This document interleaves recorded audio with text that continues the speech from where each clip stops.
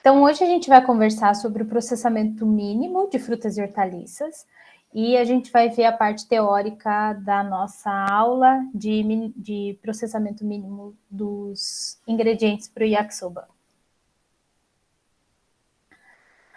A produção de minimamente processados, ela é bem antiga, ela começou ali na década de 30, de 1930, nos Estados Unidos, mas ela era feita sem refinamento tecnológico, ou seja, ela era produzida para atender algumas lanchonetes, que quando começou aquele conceito do fast food, que as pessoas chegavam num restaurante, eram servidas de forma rápida, comiam e saíam, né? Que é o que a gente, né, tem muitas lanchonetes hoje, muitos restaurantes que servem desta forma. E aí o processamento mínimo começou lá, porque como precisaria de rapidez para servir aqueles lanches, né? Começou com alface, com tomate, com picles, para a preparação dos lanches, e é uma pré-preparação, né? E não tinha nada tecnológico envolvido com isso. Era lavagem, picar, armazenar numa vasilha e utilizar de forma rápida. Né? Não tinha o intuito de comercializar para o consumidor final na prateleira do supermercado. Era mais para atender uma demanda dos restaurantes. Hoje, os alimentos minimamente processados são produzidos no mundo inteiro e a gente tem diversas tecnologias sendo aplicadas, principalmente na área de embalagens. Então, a gente fala em atmosfera modificada, em embalagens ativas, que a gente vai falar sobre elas durante essa aula. Aqui é uma foto que eu tirei no supermercado lá em Curitiba, para vocês darem uma olhada na quantidade e na variedade de produtos que a gente pode encontrar minimamente processados no mercado. Então, essa aqui é uma parte do refrigerador deles. A gente pode observar aqui as folhas. Aqui temos cenoura, tem cenoura picada, cenoura ralada, repolho aqui também. Tem... eu não sei o que é esse negócio laranja aqui. Eu ia dizer que é tomate, mas eu acho que não é. Aqui tem as pimentas, as alface americanas. Esse aqui, não consigo também distinguir, mas são algumas folhas. Deixa eu pegar o apontador. Vou pegar o marca-texto que eu acho mais que posso riscar. Aqui nós temos tomate, tem cogumelos, abobrinhas, pimentão.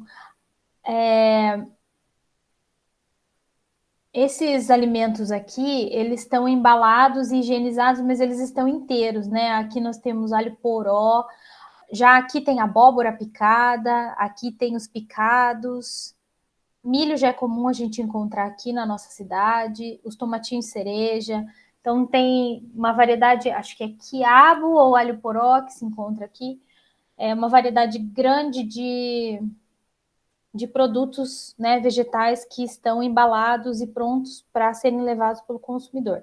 E todos eles têm uma etiqueta de uma indústria. Então, isso aqui não é produzido pelo supermercado, tá? Esses são produtos industrializados, beneficiados na indústria que vêm ser vendidos no supermercado. Lá tinha gôndolas de tomate solto, repolho solto, pimentão solto, como em qualquer outro mercado. Mas tinha também esses que já vêm empacotadinhos, embaladinhos, higienizados e com etiquetas, né, de procedência. Aí essa salada era produzida pelo mercado e aí dá para ver que ela tem um acúmulo de umidade muito grande aqui dentro, né? Porque embaçou a embalagem, mas ela não tem temperos, ela tem, acho que alface e tomatinho cereja, e o tomate cereja não tá picado aqui dentro, tá? Isso é uma coisa muito importante, porque o tomate ele solta muita água.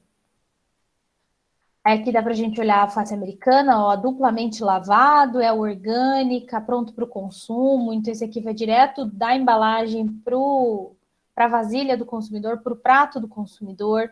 Aqui é uma proposta de suco detox. Então, aqui tem, né, uma representação do que seria o suco, e aí tem couve, tem beterraba, eu acho que gengibre, isso que está aqui, né? Cenoura, couve, manteiga, beterraba e gengibre. Tem a cenoura desenhadinha aqui no canto.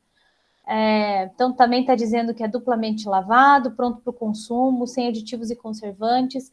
A empresa se chama Rio de Una, é a mesma empresa que está produzindo essa alface americana. E aqui tem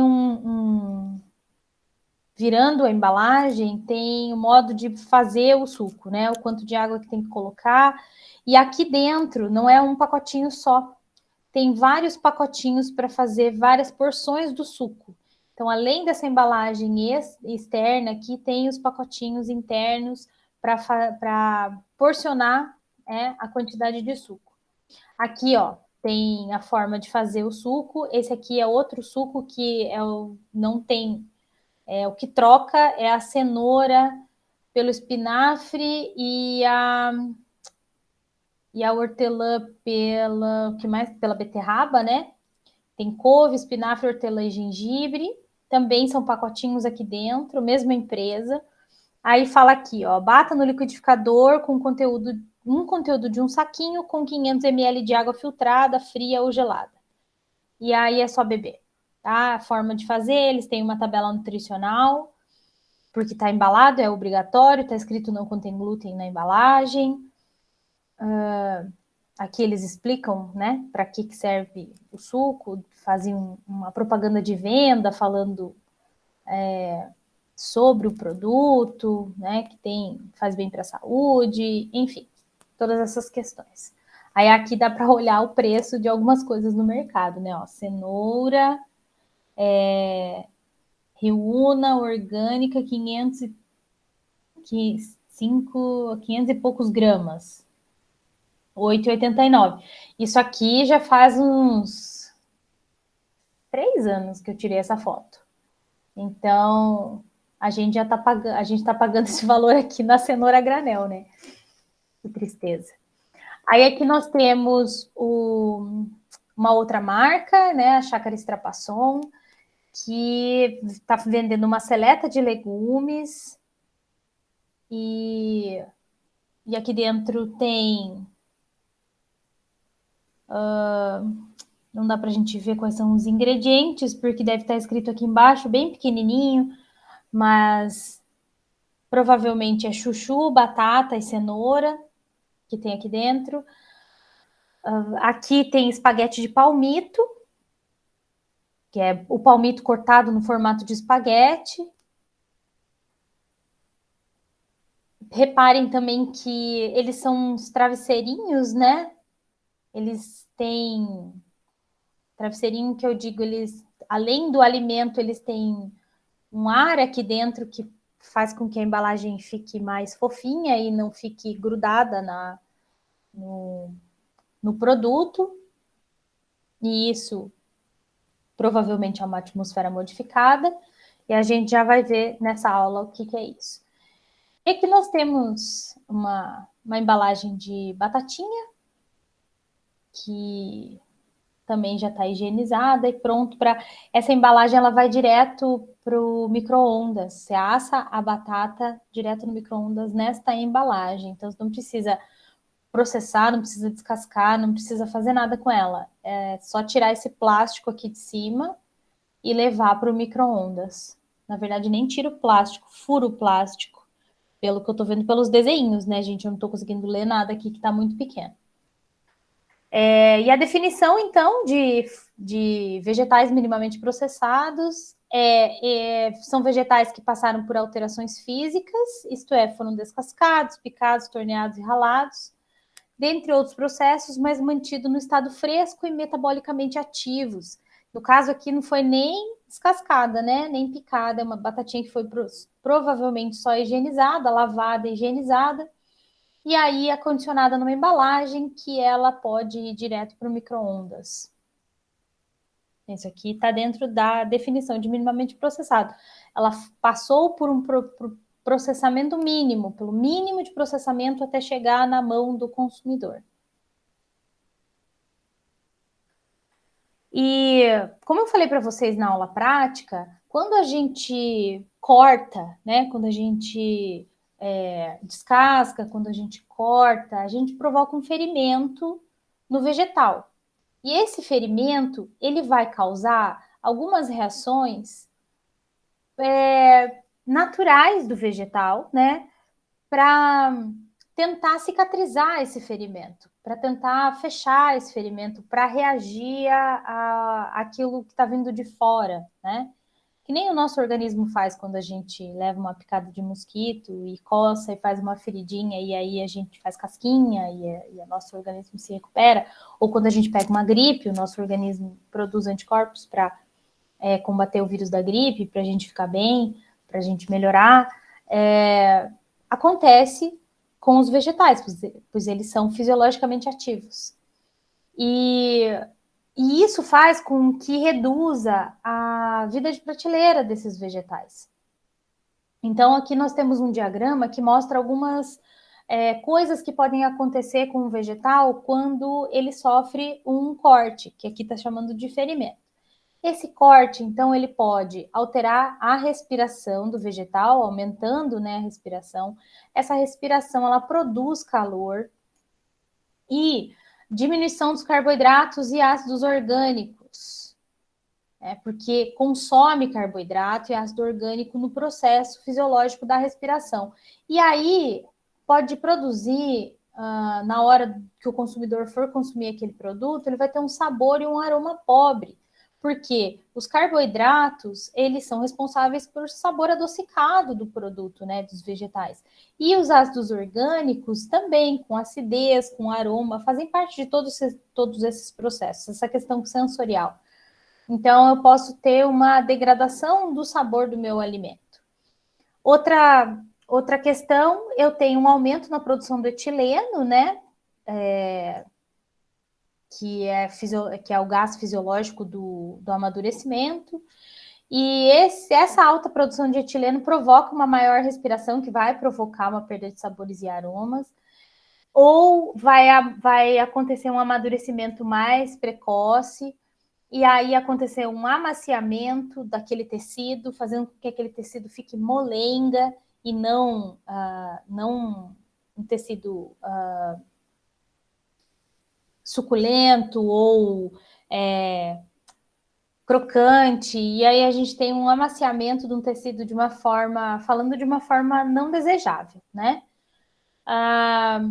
Também pode acontecer de aumentar a velocidade do metabolismo dos compostos fenólicos, e aí os compostos fenólicos estão diretamente ligados à enzima polifenol oxidase, que juntamente com o oxigênio produz o escurecimento enzimático. Ou a gente tem os compostos fenólicos reagindo com a lignina, provocando uma lignificação, que é um endurecimento dos tecidos. E também nós temos aqui a cicatrização, chamada de cicatrização, que vai promover uma divisão celular e aumentar o metabolismo, a velocidade do metabolismo dos vegetais. Então, todas essas questões podem prejudicar a qualidade do vegetal e reduzir a vida de prateleira dele.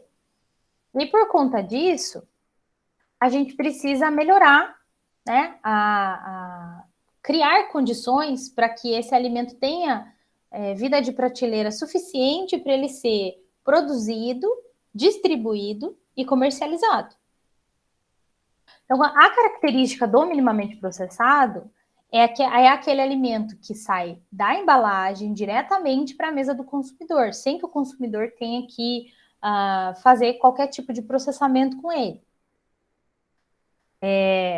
Claro que quando eu tenho um milho, eu vou cozinhar, quando eu tenho uma batata, eu vou cozinhar, mas é que não precise descascar ou picar, enfim.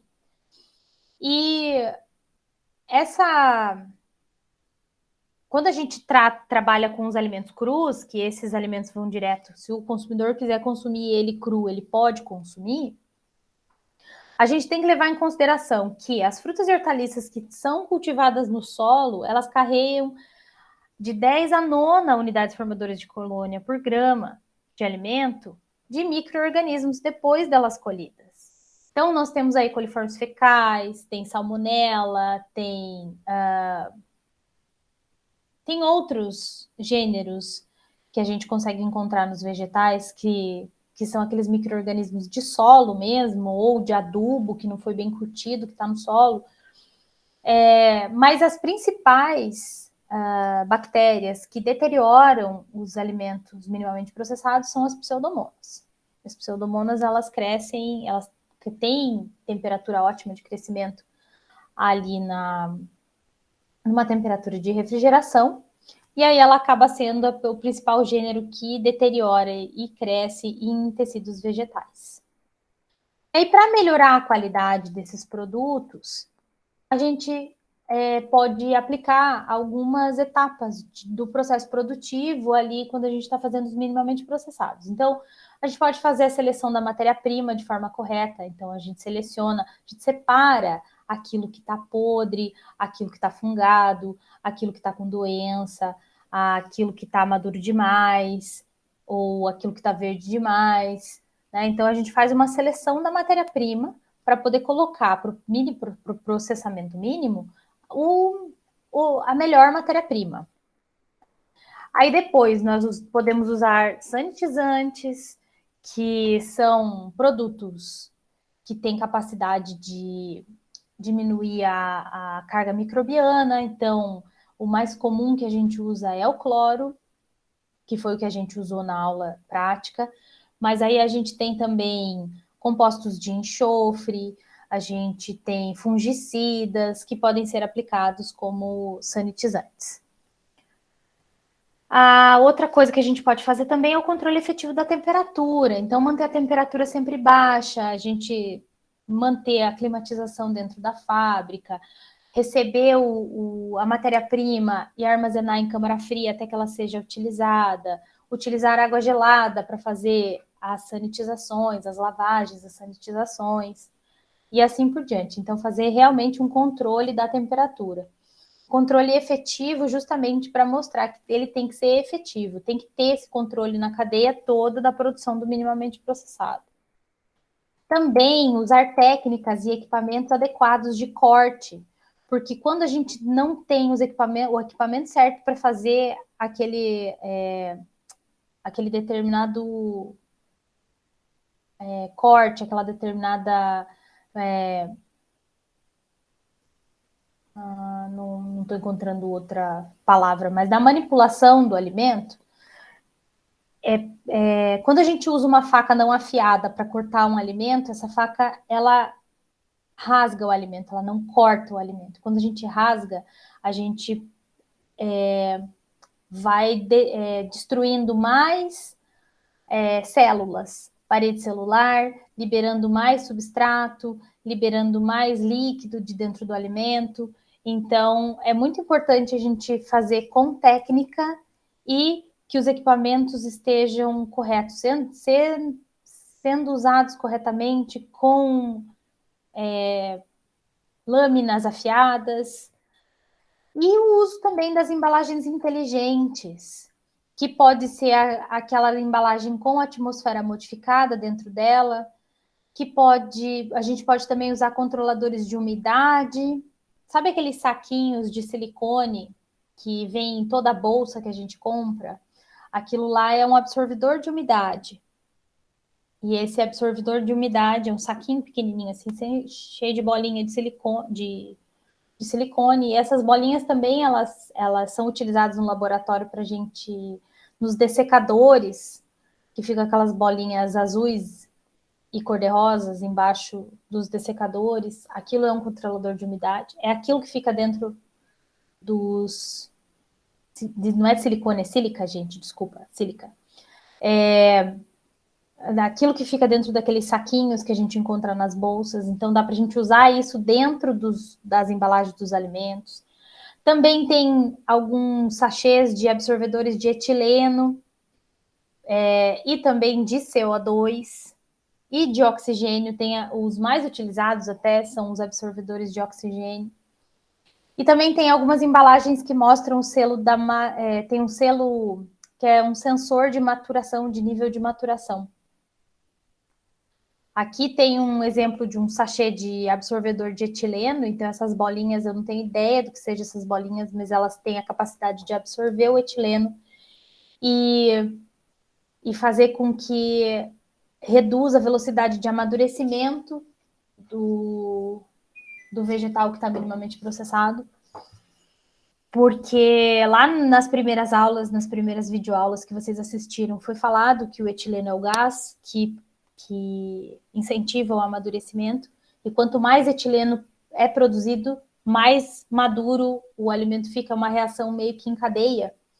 Então, se eu retiro esse etileno, ou esse excesso de etileno do ambiente, eu faço com que eu tenha uma velocidade menor de amadurecimento, então vai ter uma vida de prateleira maior. E essa aqui é um exemplo do selo de maturação. Então, aqui está mostrando que se esse selinho aqui está vermelho, ele está crocante, que seria, né, um produto verde ainda. Se ele está laranja, ele está firme. Se ele está amarelo, ele está pronto para o suco. E se ele está verde, eu não tenho a mínima ideia do que é, porque eu não consigo ler aqui. Então, ele é recomendado para suco, ele é recomendado para consumo, laranja. E se ele está verdinho, então ele é um selo ao contrário. Provavelmente as pessoas não conseguiram fazer ele do verde para o vermelho. Ele reage com a cor, ele vai perdendo a cor e mudando a cor conforme vai acontecendo a maturação do vegetal aqui dentro. É super legal isso aqui. É muito interessante para o consumidor. Esse tipo de coisa ele não melhora nada, não altera nada no prazo de validade do minimamente processado, mas ele é uma embalagem que acaba conversando com o consumidor e sendo uma tendência de mercado interessante. E aí o consumidor pode consumir ele quando está na melhor época, né? Eu acho que isso aqui é uma laranja, que são laranjas, embalagem de laranja. Eu acho, tá? Não tenho certeza. E aí, tomando todas as precauções, né? E escolhendo qual tecnologia de embalagem a gente vai utilizar, aqui nós temos um fluxograma de produção que vai ser alterado conforme o tipo de vegetal que a gente está produzindo, né? Então, eu posso produzir cenoura ralada, vai ter algumas etapas específicas. Eu vou produzir aquela cenoura baby, vai ter outras etapas específicas. Eu vou produzir cenoura em cubos, também tem etapa específica, tá? Então, a primeira coisa, mas no geral, chega a matéria-prima na empresa, essa matéria é recepcionada, e aí vai passar por uma seleção e uma lavagem.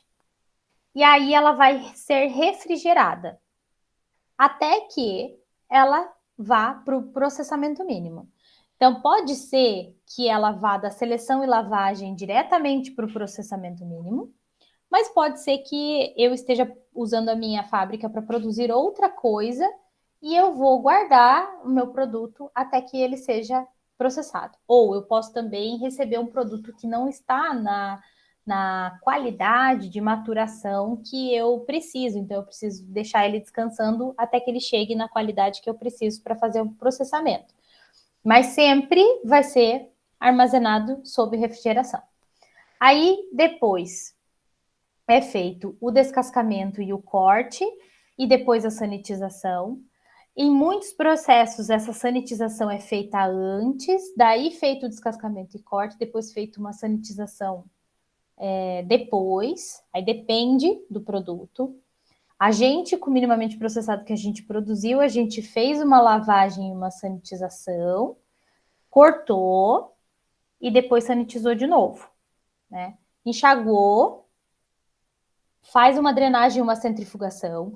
Então, normalmente os produtos, os legumes, eles são centrifugados, e as frutas que são mais delicadas, passam por uma drenagem.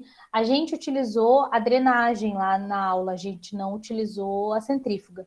Então, o que a gente fez? A gente colocou os vegetais em cima de uma peneira e a gente esperou escorrer o líquido que estava naqueles vegetais. Essa foi a drenagem que a gente fez. E é isso que significa drenagem, é colocar os pedaços, o vegetal, a fruta minimamente processada, em cima de algo que permita que a água possa escorrer. Aí é feita uma seleção final, um acondicionamento na embalagem, e depois, ele acondicionado dentro da embalagem, ele vai ser armazenado. No nosso caso, que a gente foi, a gente nem armazenou, né? Porque a gente já processou, né? Já comeu o nosso mix de yakisoba, mas a gente teria colocado ele nos potinhos e colocaria ele na geladeira, até que o caminhão vá na fábrica e faça a distribuição daquele minimamente processado. Aí o caminhão que vai fazer a distribuição, ele deve ser refrigerado, e quando ele chegar no centro de distribuição ou no supermercado, já direto, esse alimento tem que ser armazenado até que ele seja vendido numa câmara fria, conforme a gente viu a primeira foto da aula lá. Aqui tem algumas fotos de processamento mínimo de alguns vegetais. Reparem que a pessoa está dentro de um lugar revestido com PVC, provavelmente, então é todo lavável as paredes. Ela está trabalhando em cima de uma mesa de aço inox, em cima de uma tábua de PVC. Ela tá de luva, tá de avental. Esse avental dela aqui é descartável, tá de máscara, tá de touca. E é aquilo que a gente conversou na aula, né? É preciso que esteja que o manipulador não contamine o alimento, né? Principalmente porque esse alimento não vai ser aquecido, ele não vai ter nenhum tratamento que seja mais severo para matar algum micro-organismo. Então é importante que esse manipulador ele esteja totalmente paramentado com coisas limpas e que ele possa não transmitir, né? Então ele está de máscara para não falar em cima do alimento, ele está de luva e com esse avental aqui para também não transmitir nada para o alimento. Tomara que ele esteja lavando a mão, né? Também. Então, porque é importante, mesmo com a luva, lavar a luva. Então, aqui, falando, né, sobre o processamento da abóbora, nós temos uma abóbora grande aqui, essa abóbora está sendo cortada em fatias. Depois, a parte que chega nas sementes, ela retira as sementes. Aí tem a retirada da casca. Aí depois essa abóbora é cortada em tiras e depois em cubos, e esses cubos vai passar pelas bacias de sanitização. Então, essas bacias têm água gelada, essa abóbora está dentro de tipo um escorredor de arroz, né? Escorredor de macarrão, sei lá como queira chamar. E essas bacias devem ter quantidade diferente de sanitizante. Então, aqui é o sanitizante com maior quantidade de cloro, depois passa para essa bacia com menor quantidade de cloro, depois passa para essa bacia com água de enxágue. Aí é preciso deixar em alguma superfície para drenar a água que está aqui. Então, essa drenagem vai depender, o tempo que ele vai ficar aqui vai depender da quantidade de água, né? E da quantidade de produto que está aqui dentro. Depois, essa abóbora vai para a embalagem, então, nas bandejinhas de isopor, ela vai ser pesada, vai passar o plástico filme e vai acontecer. Isso aqui não é a drenagem que tem que estar escrito aqui está escrito a armazenagem, tá? Então, ela vai para o armazenamento dentro de uma câmara fria, até que ela seja distribuída. Aqui, vou falar para vocês um pouquinho sobre o processamento das mini cenouras. Então, vocês já viram essas mini cenouras no mercado? Já, prof. E é uma máquina que faz isso, tá, gente? Ah, tá demorando, tá dando um delay aqui para liberar meu microfone. Ah, Mas tem aquelas, acho que da Turma da Mônica, né? Aquelas pititicas. elas são destinadas ao público infantil, por isso que é um produto que foi feito para incentivar o consumo de vegetais pelas crianças, e aí faz-se elas de uma maneira que elas sejam pequenas, para as crianças se identificarem com elas, daí coloca os personagens da Turma da Mônica, mesma coisa aquelas maçãs que tem da Turma da Mônica, que eles pegam um monte de maçã que não seria vendida para adultos, porque eles iam achar que é muito pequena.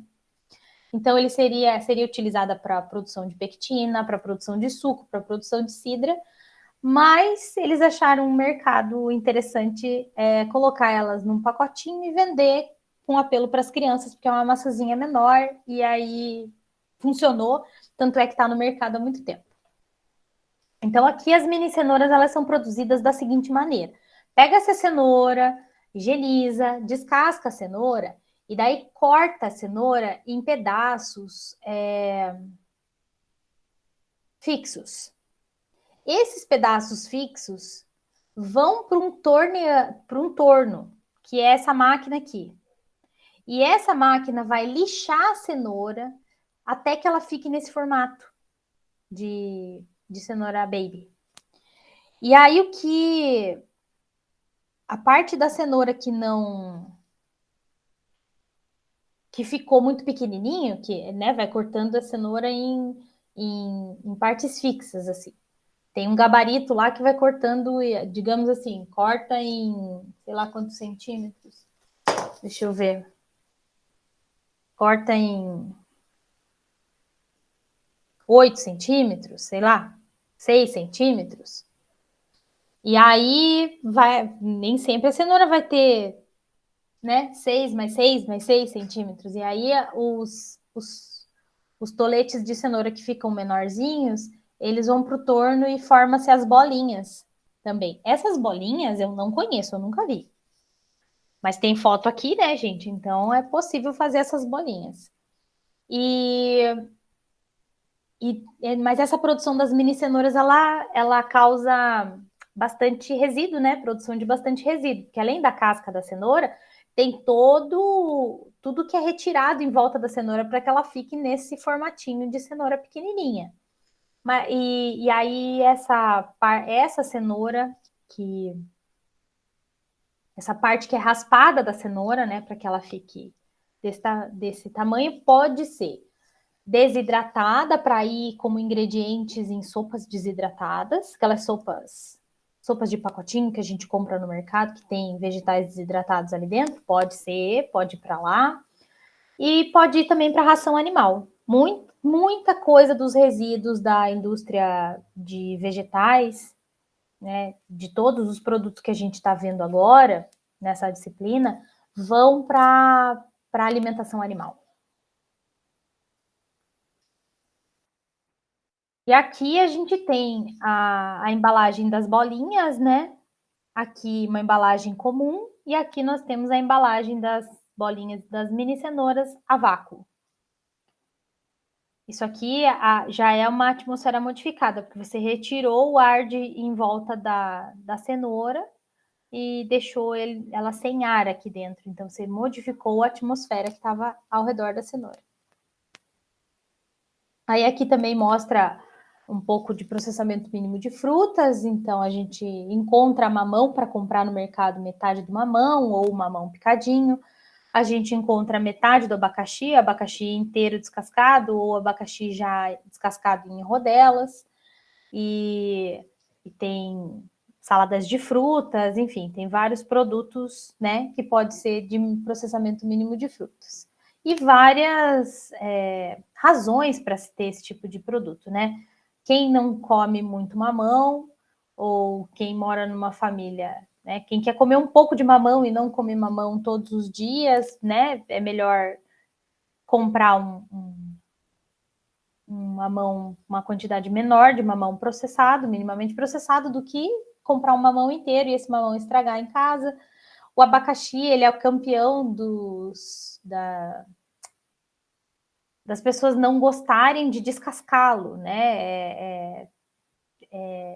Tem gente que acha muito chato descascar um abacaxi e aí acaba que paga, né, pela praticidade de já levar um abacaxi descascado para casa.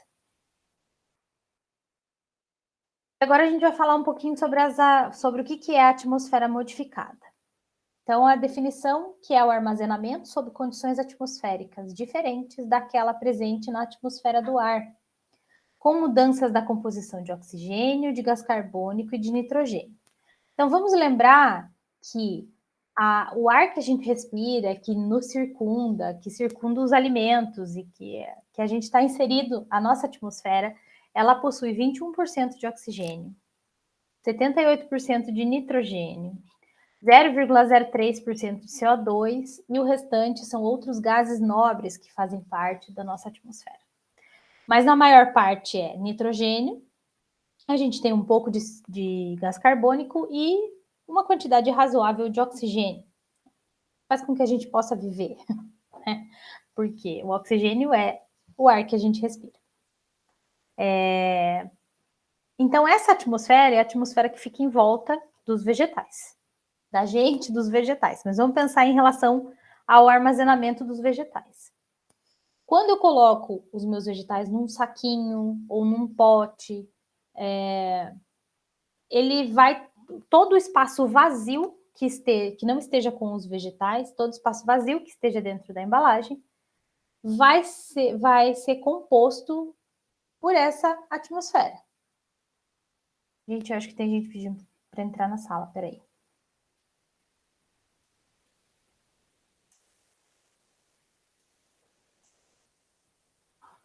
Não tem ninguém. Professora, talvez tenha sido eu, porque minha internet caiu, aí eu entrei de novo. Ah, tá. Então só escutei o barulhinho da entrada de novo. Ah, sim. Beleza. Vamos voltar para cá. Então, qualquer coisa qualquer espaço vazio que esteja dentro da embalagem vai ter essa composição. E essa composição favorece o crescimento das bactérias aeróbicas, porque tem oxigênio disponível, né? E aí faz com que a vida de prateleira daqueles vegetais não dure tanto assim, porque eu vou poder ter o crescimento facilitador das bactérias aeróbicas. Além de que o oxigênio participa das reações de escurecimento, participa das reações de rancificação. O que mais que o oxigênio faz? Ele participa da reação de respiração da planta e de produção de calor. E aí tudo isso diminui a vida de prateleira daquele vegetal. Então, para que a gente melhore as condições e diminua a velocidade das reações que estão acontecendo ali dentro daquela embalagem, a gente modifica essa atmosfera, mexendo nas porcentagens dos gases que fazem parte dessa mistura. E aí, a gente pode diminuir a quantidade de oxigênio, aumentar a quantidade de gás carbônico, ou excluir o oxigênio, excluir o gás carbônico, manter só o nitrogênio, ou tirar todo o ar de dentro. Isso tudo é uma atmosfera modificada. Aí, dentro das atmosferas modificadas, tem a que a gente chama de controlada e que a gente chama de modificada. A controlada é quando a gente trabalha dentro de uma câmara fria. Então, normalmente a gente consegue fazer isso numa câmara fria. Então, dentro da câmara fria, a gente vai ter aqueles alimentos que vão estar respirando, vão estar mudando a composição do ar ao redor deles. E eu tenho sensores nessa câmara fria que vão detectar a modificação dessa atmosfera justamente por conta dessa interação com as reações dos alimentos. E aí, esses sensores vão produzir, vão modificar, vão controlar a composição do gás que está ali dentro. E a atmosfera modificada, um gás é adicionado para repor o ar que envolve o alimento e não há controle da alteração na composição dos gases. Dentro da atmosfera modificada, a gente tem a que é chamada de ativa e a que é chamada de passiva. Então, a ativa, coloca-se o produto na embalagem, aplica-se o vácuo, e em seguida ocorre a injeção da mistura gasosa. Então, vamos olhar aqui que a ativa está aqui, nesse desenho. Então, tem os cogumelinhos aqui que foram armazenados numa embalagem cujo filme não é permeável. Então, antes de fechar esse filme aqui, foi retirado todo o ar de dentro dessa embalagem e foi adicionado um ar aqui dentro com essa composição, com mais de 20% de CO2 e menos de 1% de oxigênio. Essa embalagem, ela é o que a gente chama de embalagem ativa, porque eu ativamente modifiquei a atmosfera ali dentro daquele ambiente.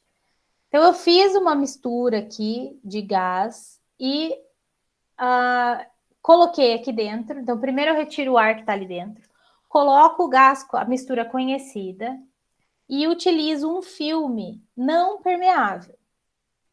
Essa atmosfera, ela vai acabar se modificando aqui dentro conforme a respiração dos vegetais aqui dentro. Então, eles produzem CO2, que não vão conseguir sair pelo filme, e o oxigênio da atmosfera não vai conseguir entrar. Então, ela vai entrar em equilíbrio aqui dentro, e essa é a atmosfera modificada ativa. Então, a mistura de gases pode conter níveis adequados de CO2, O2 e N2 para a produção desejável no interior da embalagem.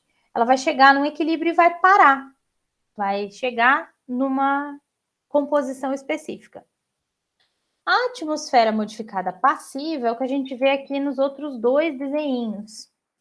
Então, o produto é colocado em embalagem selada, só que esse filme ele é permeável a gases.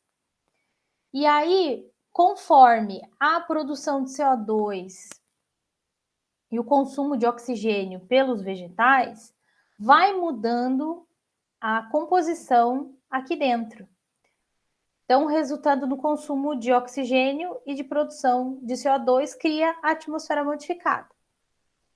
E aí a entrada de oxigênio deve compensar a respiração do produto e a saída de CO2 deve permitir a elevação inicial do gás e manter os seus níveis.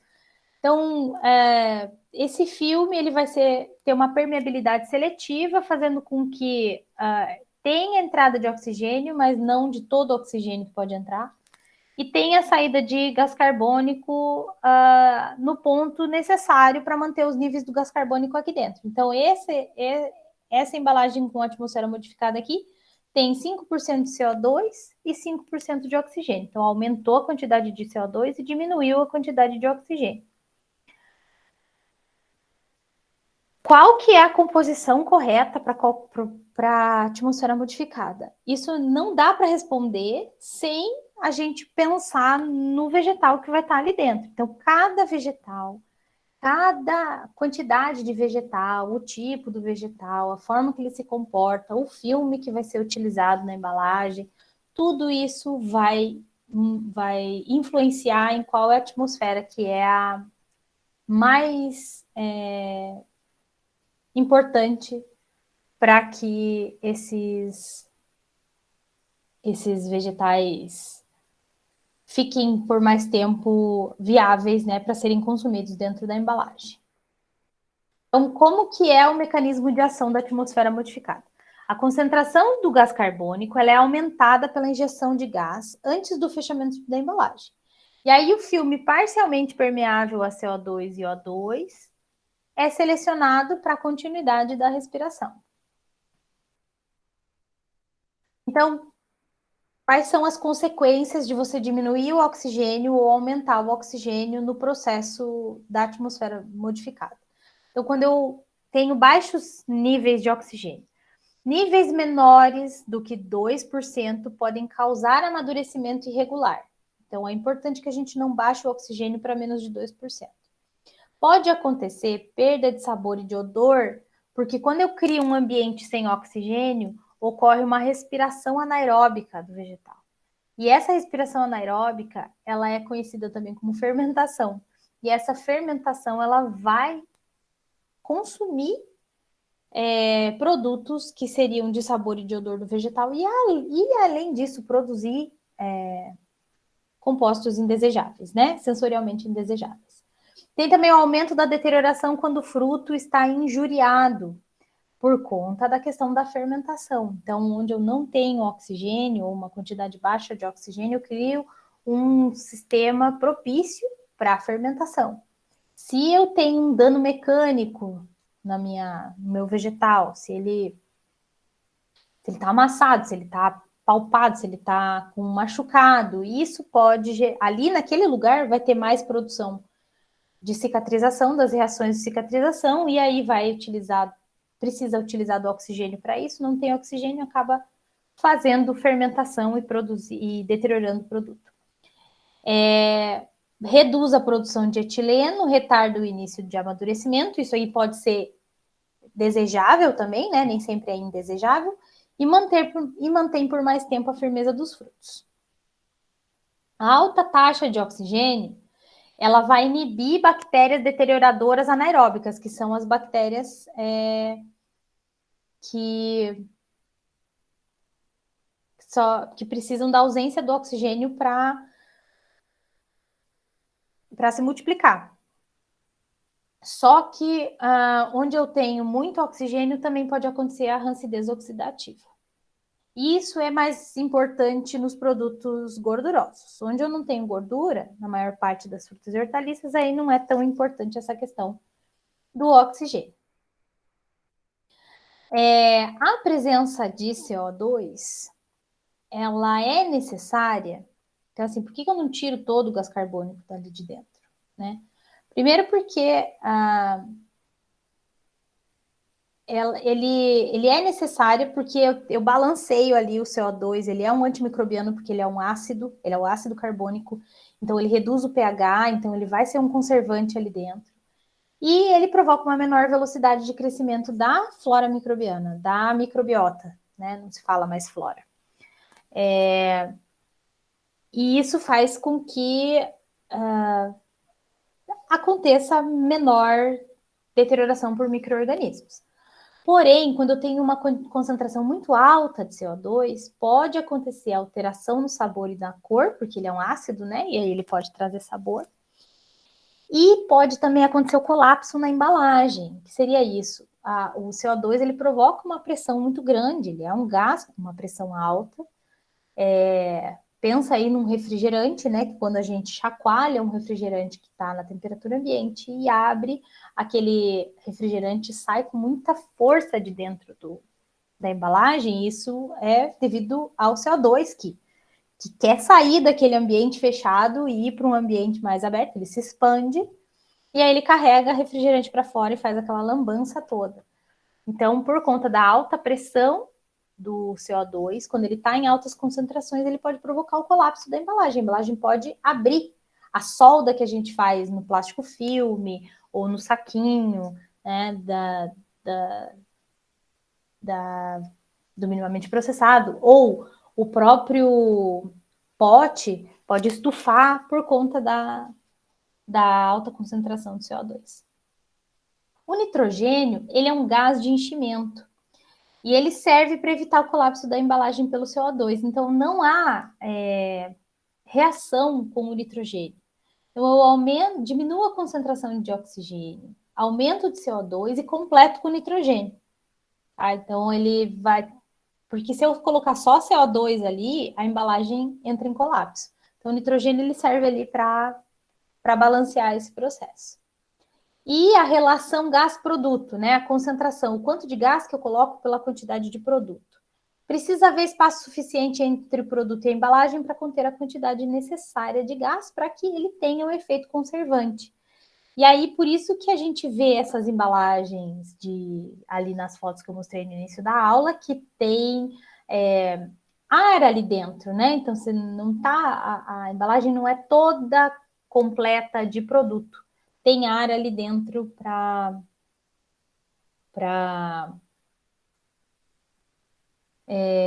fazer o efeito conservante do gás da atmosfera modificada, né? Isso quando a gente está injetando um gás que a gente modificou ali dentro. Quando a gente faz o vácuo, que também é uma atmosfera modificada, porque é a ausência do gás em volta, aí sim o produto e a embalagem ficam grudadinhos, né? Porque daí eu não tenho gás nenhum para substituir a atmosfera original, e aí eu vou ter não vou ter espaço para ter gás ali dentro. E aí a mistura ideal de gases, ela vai provocar a inibição do crescimento de bactérias e de fungos, ela vai proteger contra a infestação de insetos, vai ter menor perda de umidade, vai ter menor alteração oxidativa e vai fazer o controle das atividades bioquímicas e enzimáticas. Então, não é que aquele produto não vai estragar nunca mais, não. Ele vai demorar mais tempo para estragar. E aí isso faz aumentar a vida de prateleira e nos dá tempo de distribuir, colocar na prateleira do supermercado, ter tempo para o consumidor ir até lá e comprar. A gente tem menos perdas de produtos. As vantagens de se utilizar a atmosfera modificada é porque tem casos que aumenta até 400% a vida útil daquele vegetal. Se você for pensar no vegetal cortado, né? Não no vegetal inteiro, no vegetal lá cortado, processado, aí comparar um que tem atmosfera modificada e um que não tem, a gente tem um aumento muito grande quando a gente tem a atmosfera modificada sendo aplicada. Com isso, como a gente aumenta a vida útil, a gente diminui as perdas econômicas. Porque aquilo que estraga no supermercado não pode ser comercializado, ele volta para a empresa tem que dar um destino para aquilo. Possibilidade de distribuição mais ampla, então eu ao invés de vender só só na minha cidade e nas cidades vizinhas, eu posso vender no meu estado inteiro, eu posso passar para o estado vizinho. E promover produtos de alta qualidade, né? São produtos de valor agregado, que necessita ter uma boa embalagem, uma boa propaganda, né? E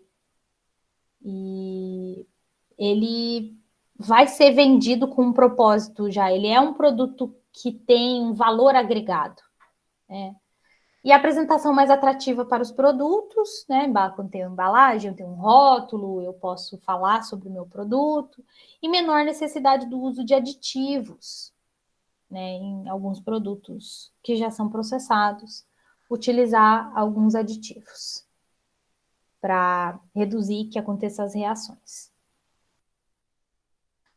E outra coisa que pode ser feito também para os minimamente processados é o uso dos revestimentos comestíveis, que são finas camadas de materiais de proteção que são depositadas sobre a superfície do produto como substituto do tecido protetor que foi removido. Então, às vezes, em produtos que são descascados, a gente pode utilizar esses materiais de proteção que são normalmente polímeros comestíveis, são ceras,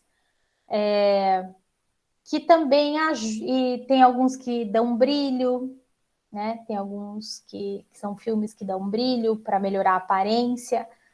E eles têm algumas vantagens, né? Que a ação deles reduz a taxa de respiração, retarda a perda de umidade e a variação de cor, e eu acho que essa perda de umidade é o maior ganho que se tem, né? Quando a gente corta algum vegetal e a gente deixa ele no ambiente, ele vai secar, né? Pelo menos as suas extremidades. Melhorar a textura e integridade mecânica, reter os aromas e proteger dos micro-organismos. Então, são produtos biofilmes que se chamam, que a gente pode aplicar antioxidante neles, a gente pode aplicar fungicidas, a gente pode aplicar várias coisas que vão poder aumentar a vida útil do meu produto alimentício.